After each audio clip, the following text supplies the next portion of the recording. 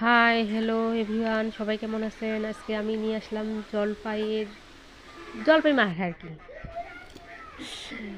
ধনিয়া পাতা দিয়ে। তোমরা কি ধনিয়া পাতা দিয়ে খাও? অবশ্যই কমেন্টে জানাবে।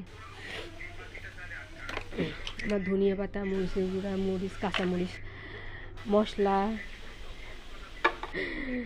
যা যা মশলা থাকে ঘরে সব মশলা দিয়ে দিই, তারপর মাখামাখি করে খাওয়া হয়। খুব ভালো লাগে।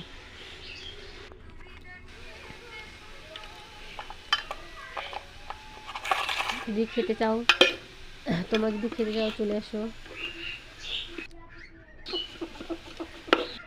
এই যে দেখো, হয়ে গেছে আমাদের রেডি। দেখে দিয়ে চলে আসতেছে।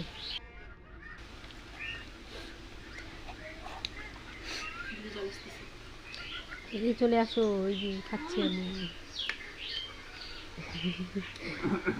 বাই বাই সবাইকে।